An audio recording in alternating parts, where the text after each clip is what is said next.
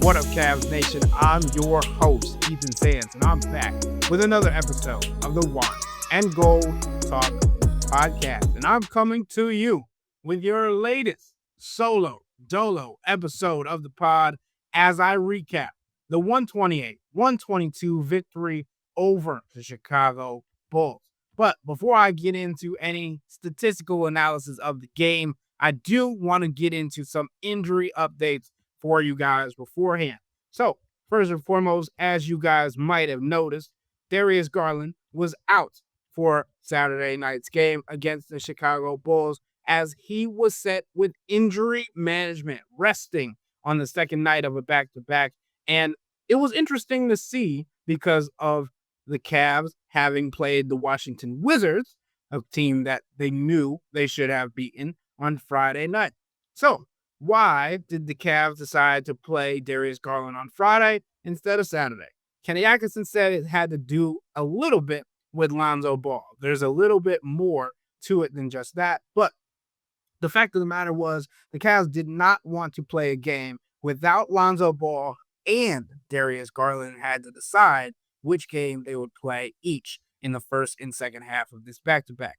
My thinking on this would have to be that the Cavs understood that the Bulls' offense is more potent than the Washington Wizards and wanted to have Lonzo Ball's defensive acumen available to them when it comes to Saturday night's contest, trying to slow down their fast-paced track race offense. And that was the thinking that I would have had when it comes to the decisions made by the Cleveland Cavaliers. Obviously, it's also to maintain Darius Garland's health and have him ready for the playoffs. But as Kenny Atkinson said, there are many things that went into that decision. That would just be the top of the list for mine. Also, Larry Nance Jr. was sidelined because he banged knees with a player in Friday's game against the Wizards, and I do not expect that to be a long-term injury. Kenny Atkinson said that it was not severe. Maybe the biggest injury news that we got from pregame Kenny Atkinson was that Max Strus is progressing well in his recovery from a late August surgery to repair a Jones fracture in his left foot. So we know that Max Strus could potentially be back by the trade deadline, but we also understand that his flexibility and where he's going to be at is going to be based on this ramp-up process. So he's starting that process now as he's beginning to get back on the court and shooting. Sure, Kenny Atkinson wanted to clarify that this was only non-contact drills, but it was progress nonetheless. And I want to reiterate this for Darius Garland's injury management notion because Kenny Atkinson was very clear on this because he had a conversation maybe with Chris and Washington about how Darius Garland isn't playing in back-to-backs right now, and it will be monitored as the season continues and as his injury continues to recover. As we know, he's not necessarily at 100%, but he's back and ready to play enough for the Cavs. So we understand that Kenny Atkinson wants to be clear that he is not saying that Darius Garland will not be playing in back-to-backs for the remainder of the season. How long that is still to be determined. Okay, let's get into tonight's matchup between the Cavs and the Chicago Bulls. We knew there were going to be storylines coming in, and one of the biggest ones was Isaac Okoro making his return to Rocket Arena. Sure, I know people are saying, well, he came back for the preseason, but the Cavs didn't get to do their due diligence as they did on Saturday night. They had, at the first time out, a video board recap of Isaac Okoro's tenure in Cleveland. The crowd went wild. They understood what he meant to the city and to this team and to the development of the program to get it where it is. And Isaac Okoro gave them the prayer hands as he got back onto the court as a reciprocation of those emotions. So I thought it was a good comeback for Isaac Okoro.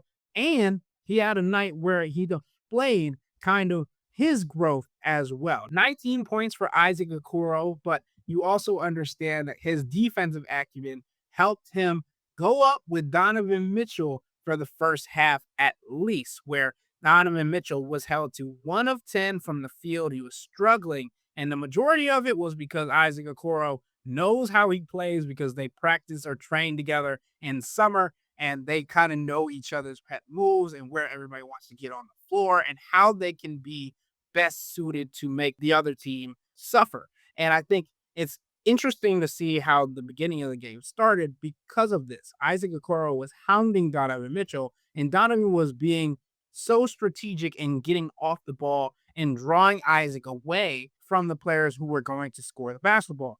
Because the Cavs know taking Isaac out of plays or taking him out of actions is going to be the most beneficial to their success. But that only lasted for a little bit, right? Because the Cavs went on a 7-0 run to start the game, and Chicago had to call a timeout and all these things. But after the Bulls stopped getting in their own way, they were committing turnovers, right, throwing the ball out of bounds and all these other things. They kind of got into their groove in their offense of what they know to do, getting up and down the floor, playing that fast-paced offense. And especially because the Cavs were struggling from the field in the first half, it made it that much more difficult for the Cavs to get back on defense and get into their defensive sets, because the Cavs in the first half shot just 43.8% from the field and 28% from three-point range, which then is coupled with knowing how good the Chicago Bulls offense was in that first half. They shot 56.1% from the field, 71.4% from deep, and 94.1% from the free throw line on 17 attempts in that first half. So stick with me, because that's a long storyline also for this game, is the Chicago Bulls getting to the free throw line. But even though they might have been getting into the passing lanes and all these things, they were also being too handsy at the point of attack. It was more so they were not able to move their feet quick enough or move their hips to stay in front. So they were resorted to using their hands to try and get into the cookie jar of their opponent. And it ended up just being called a foul. Kenny Atkinson had said after the game that they got to clean that up, and wasn't necessarily blaming the refs for all the calls, because the Bulls did end up taking 36 free throws by the end of the game. But he did say, this is a tough game to officiate, especially, with all the drives. It's like almost like a collision on every play on drives, and those are tough calls. We'll have to go and look at it, but we can be more disciplined. I think we're getting a lot of, cheap ones where we're reaching in at the last second or bailing. We got to cut those out. so what kept the Cavs in the game for the first half?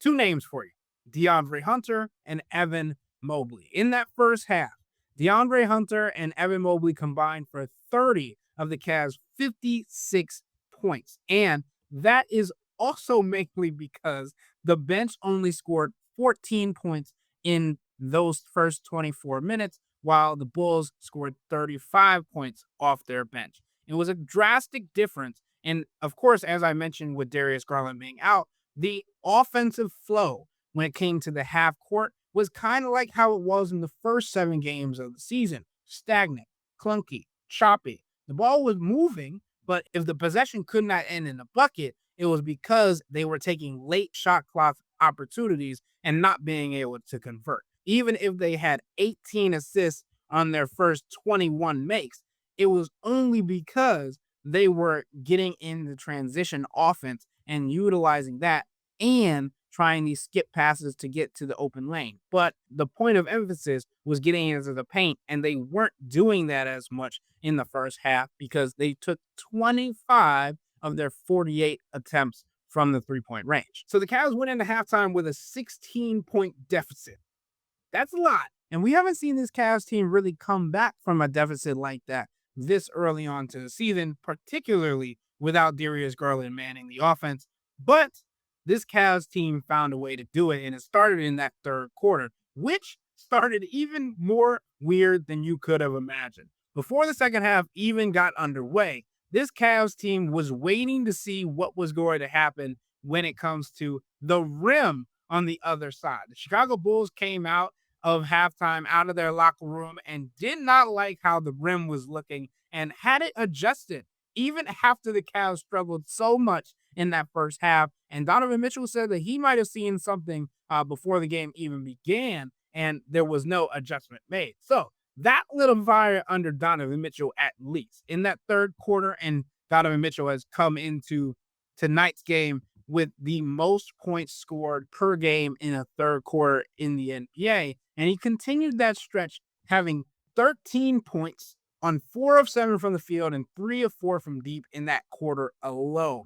While DeAndre Hunter also chipped in 10 points on 4 of 8 from the field and 2 of 4 from deep. But I got to stop right here. We cannot go any further without talking about DeAndre Hunter arguably having the cross up of the year already, and we're 10 games into the season. That boy put Josh Giddey into a blender. He literally almost broke Josh Giddey's ankle and then proceeded to go and dunk on Patrick Williams. It was a great sequence, and it was something that I feel like we are going to be seeing a lot more when it comes to the highlight reels of the season, and particularly because they were in their classic edition uniforms. It's a classic highlight where we saw a wing get into the lane and do what a wing does best. He was talking in the locker room after the game about how he just simply had to go dunk it. He could have laid it up, but he had to get his clip, had to get his highlight and finish it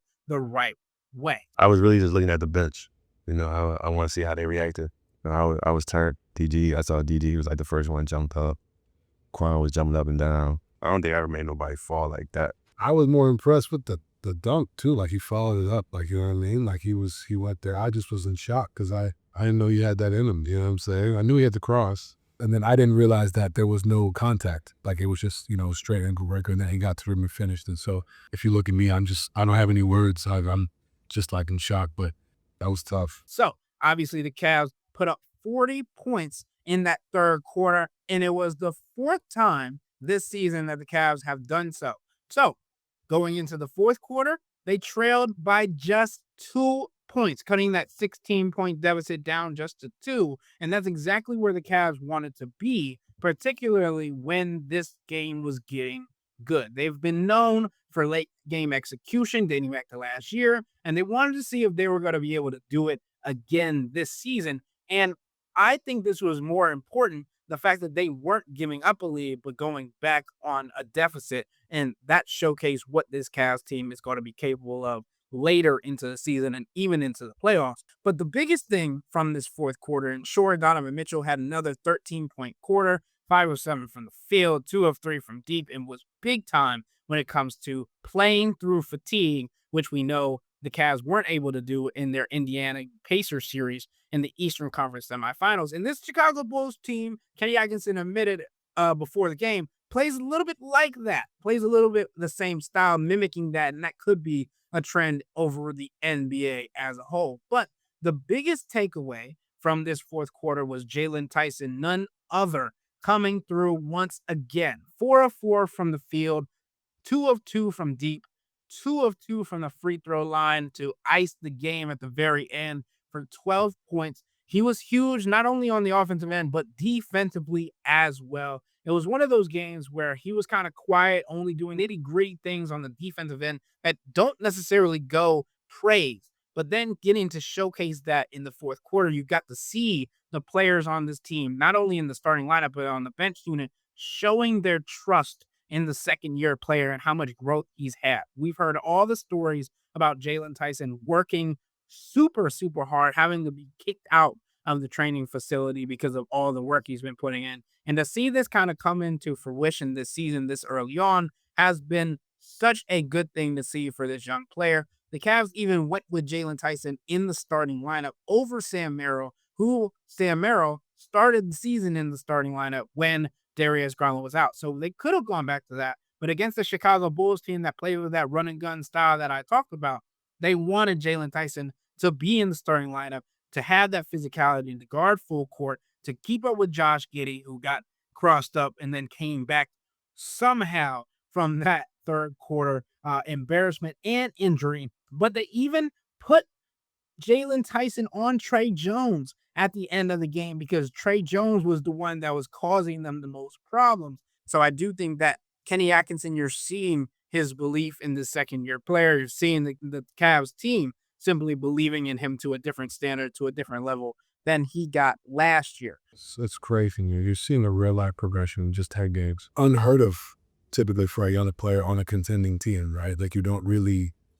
see that. And he doesn't shy away from the moment, which, as a locker room, as the vets or the older guys or whatever, we trusted him, and that's big time. All right, let me get to the big picture real quick, though.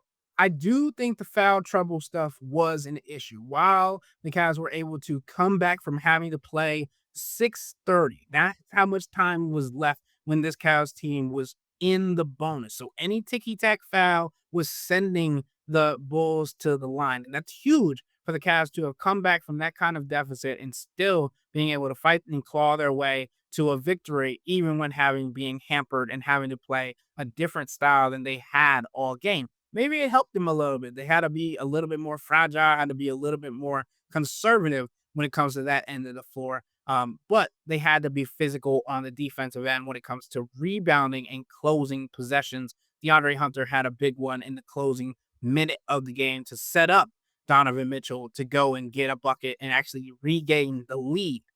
So that was a big thing. But for the big picture, the foul trouble issue, Jaylen Tyson has been a culprit of that. He's gotten called Hacky Chan sometimes, and Kenny Atkinson has spoke to how Jaylen Tyson needs to improve simply being more active without fouling, right? And obviously, guarding full court and all these different things hurts that, but you just have to be smart in not fouling when you're on the perimeter. You can live with some of these fouls when they're driving and you're being physical and trying to prevent them from getting to the rim because that's what the Cavs want to do. And Jared Allen did have a 3-second violation technical that he cheered for again this year. Might have been his first one all year, but getting to the paint and protecting that is a different story than committing these ticky-tack hand check fouls on the perimeter that are going to hamper the team going forward. And that's kind of what we saw in tonight's ball game. And it wasn't just Jaylen Tyson because 5 players on the Cavs with 3 or more fouls. You got Tyrese Proctor, who only played 12 and a half minutes. You got Sam Merrill. You got Evan Mobley. You got Dean Wade and Lonzo Ball. Everybody that touched the court for the Cavs tonight had at least 2 personal foul calls, which is kind of insane to think about having 27 foul calls and 36 chances at the free throw line for the opposition. So I think this is a defensive issue. It's not necessarily a fouling issue, but they need to be better at the point of attack defensively, particularly against these speedy teams, but also these teams that want to shoot the basketball from the three-point range. Getting them out of their rhythm, running them off the line is super important without fouling, of course. So I do think that the Cavs will have to improve in that area when it comes to throughout the season and trying to find someone. If it's not Jaylen Tyson, maybe Sam Merrill's come into this task a little bit, even though he's playing through a hit pointer right now. He's still been good defensively, but to what level? Are you going to be the next Isaac Okoro with a little bit more offense than we've seen in the past 5 years? Obviously, he had a great night tonight, and I think Jaylen Tyson has to continue to take on that role. But it's also a collective. This entire Cavs team needs to be on its P's and Q's when it comes to defense because their defense is their identity, and it can lead to their offense, and they cannot solely rely on Evan Mobley and Jared Allen to pick up their slack because that hasn't been the case, especially when you have the league that's growing now, and now you have Jared Allen, Evan Mobley having to defend Vucevic and Patrick Williams on a three-point line, and they're away from the rim and cannot help or rotate as quickly to protect the rim. And I think that's something that the Cavs are going to have to see more of, especially when you talk about teams that are going to have these stretch bigs that are going to prevent Jared Allen and Evan Mobley from having the amount of effectiveness as we are used to, even though they are still 2 of the best defensive bigs and rim protecting bigs in the entire NBA. But I'm going to be real here. I think the biggest takeaway from me and something that Donovan Mitchell talked to me about after the game was the mentality that it took to come away with this victory, right? This is an ugly, choppy, physical, foul heavy, even frustrating game for multiple players on the Cavs. That's the mental, right? Like, I mean, we could have sat there and chalked the game like, oh, we fought, but the rest kind of gave it away. No, we found a way to do it, within throughout all that. And that's what you want, and that's what I said. This season is all about progression, right? How do we find ways to continue to battle through things? You're going to be in the playoff series when you're at home, when you feel like you should get all the calls and doesn't happen. Just finding ways to continue to mentally push and persevere. And that's what you saw tonight. Frustration can kind of turn from fatigue into bad possessions, and then the game begins slipping away and all these other things. But this Cavs team didn't fold. And I think that's a growth aspect. And Donovan Mitchell continues to talk about it, determination over negativity. Don, right? That's kind of his motto for his life, but also this team in particular, is how are you going to overpower what you're going through, whether that's fatigue, because we saw it in the Pacers series and now having to overcome that now. How are you going to respond? And responding is something that the Cavs haven't been able to do positively all the time when it matters most. And them being able to do it this early, obviously, is a November win, but this is a tone setter for who they can be, for who they want to be. But I think this Cavs team learned something last year that they're applying this year and also had to learn against Chicago tonight. If you can't run with the team, you've got to be able to withstand them. You got to trust your half-court execution, rely on your composure, and turn chaos, which it mostly was tonight, into control. Because that's what they did tonight. And let's talk about this kind of analogy that I wrote about in my game story, right? The matador, right? Because to me, this was a game of the running of the bulls. They kind of knew coming in that this was going to be a track race. And if you don't get out of the way or you don't keep up, you're going to get run over. And the Cavs, for 3.5 quarters, were getting chased, tossed around, and trampled. But in the end, they became that matador because they were poised, they were calculated, and at the free throw line, Jaylen Tyson, them last 2 free throws to end the game, deadly when it mattered. And we have to admit, right? Obviously, Donovan Mitchell went superhero again in the second half, 26 of 29 in the second half. But he didn't have it easy by any means. He had to push through and have the physicality, the toughness, the mental wear to be able to do that. And having someone as young, as hungry, as scrappy as Jaylen Tyson, who was also tired from having to cover full court even yesterday against the Washington Wizards game. Like, having him and seeing him continue to fight, continue to push, I think that gives this team a little bit more confidence. I think Donovan Mitchell used the word special human when describing Jaylen Tyson. And Kenny Atkinson talked about just like continuing to give him opportunities, continuing to throw him the ball. And I think that's really important for this team, especially when you talk about the future of it. And it feels like today's game was kind of like an overview of what this Cavs team wants to be, or their story, at least right now, with this group. Because the Cavs don't want to be flashy. Sure, it helps. Sure, it'll be fun. They're going to be fun. They're going to be ready, right, for everything that comes their way. But they want to be more mature than they have been in the past. They're trying to be the team that can bend without breaking. And Kenny Atkinson even said it after the game tonight. Like, he knew coming in that this was going to be a struggle without Darius Garland and Max Strus to start the season. And I don't think anybody thought that Darius was going to miss just 7 games, which is a positive. But Kenny Atkinson admitted after the game, like, I'm really pleased, right? With the guys we've had out, the in and out, and didn't think we'd be 7-3. And, the schedule's been not the hardest schedule in the league. Someone said it was top 10, so we haven't done it against, weak competition or anything like that. they have learned so much about themselves early on already in different ways to win, because you can survive tempo, you can survive a bad whistle sometimes, you got to survive chaos, as the Cavs love to play, controlled chaos. Even Cavalanches can be chaos in themselves, but that's the kind of resilience and maturity that this Cavs team needs to have, wants to have in April and May, because when the lights are getting brighter, as Jared Allen likes to say, and the pace is getting faster, as all the teams around the league are doing, it starts being more about their temperament and their ability to withstand. And Donovan Mitchell being able to play as he has and being exactly what the Cavs need, like either switching it on and getting 30 a night, or being an empowering player that has 8 or 9 assists, that's great. But also having players around him that he can trust in, Jaylen Tyson, DeAndre Hunter, Evan Mobley. The Cavs can continue to survive in the Eastern Conference against teams that don't necessarily have the same camaraderie or chemistry or any of those different things.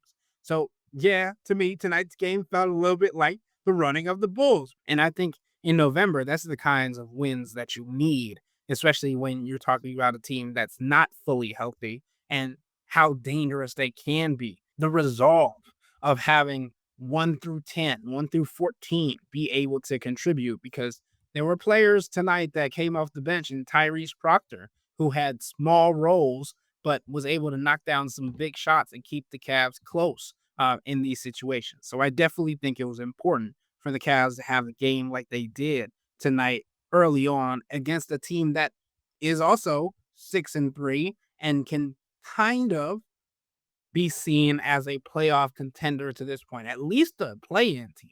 But the way that they've started the season, if they're able to stay healthy, I don't think teams can sweep on the Chicago Bulls because of the pace that they play with and the style that continues to mimic the Indiana Pacers and what they were able to accomplish. But with all that being said, that'll wrap up today's episode of the Wine and Gold Talk podcast. But remember to become a Cavs insider and interact with Chris, me, and Jimmy by subscribing to Subtext. Sign up for a 14-day free trial or visit cleveland.com/Cavs and click on the blue bar at the top of the page. If you don't like it, that's fine. All you have to do is text the word stop. It's easy, but we can tell you that the people who sign up stick around because this is the best way to get insider coverage on the Cavs from me, Chris, and Jimmy. This isn't just our podcast. It's your podcast. And the only way to have your voice heard is through Subtext. Y'all be safe. We out.